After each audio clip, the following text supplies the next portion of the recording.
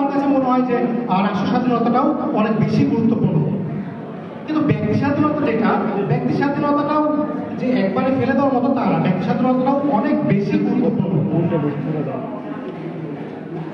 আমি যদি আমার নিজের কথা বলি, আমি যদি আমার আত্মাকে, আমার নিজেকে, আমার চেতনাকে স্বাধীন না করতে পারি, আমি কখনোই আমার রাষ্ট্রকে স্বাধীন করতে পারবো না, আমি কখনোই আমার সমাজকে স্বাধীন করতে পারবো না। আমি যদি উত্তর বা দক্ষিণ কোরিয়ার কথা বলি, তারা কিন্তু একটা স্বাধীন রাষ্ট্র, এমনকি তারা 1945 সালে আমাদের আগে স্বাধীন হয়েছে, কিন্তু তারা স্বাধীনতা পায়নি। তারা নিজেকে স্বাধীন করতে পারে নাই, নিজের সচেতনতাকে স্বাধীন করতে পারে নাই, নিজের আত্মাকে স্বাধীন করতে পারে নাই।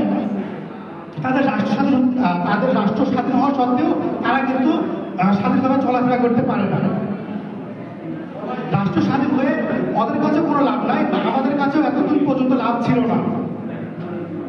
আমরা প্রায় 17 বছর বয়স, 17টা বছর আমরা নিঃস্বাধীনভাবে কাটিয়েছি। আমাদের মতামত আমরা জানাইতে পারি নাই, বা আমাদের যে আকাঙ্ক্ষা আমরা জানাইতে পারি নাই মানুষের কাছে।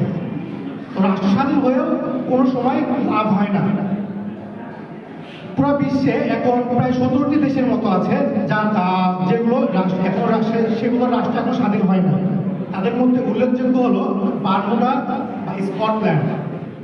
আমরা যদি তাদের দিকে তাকাই, তাদের রাষ্ট্র কিন্তু স্বাধীন নয়, কিন্তু তারা নিজেকে স্বাধীন করেছে, নিজের আত্মাকে স্বাধীন করেছে, নিজের চেতনাকে স্বাধীন করেছে, তারা স্বাধীনভাবে চলাফেরা করতে পারতেছে। তারা আমাদের থেকে ভালোভাবে চলাফেরা করতে পারতেছে, কারণ তারা নিজেকে স্বাধীন করেছে, নিজের আত্মাকে স্বাধীন করেছে।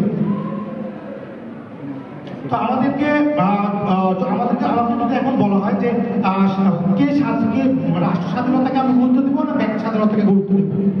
তো আমার কাছে মনে হয় আমার নিজেকে বেশি গুরুত্ব দেওয়া দরকার, ব্যক্তিকে বেশি গুরুত্ব দেওয়া দরকার, আমার নিজের আত্মাকে বেশি গুরুত্ব দেওয়া দরকার, আমার নিজের সচেতনতাকে বেশি গুরুত্ব দেওয়া দরকার। তাহলেই না আমরা রাষ্ট্র স্বাধীন পরিচালনা করতে পারবো, রাষ্ট্রকে স্বাধীন করতে পারবো। ধন্যবাদ।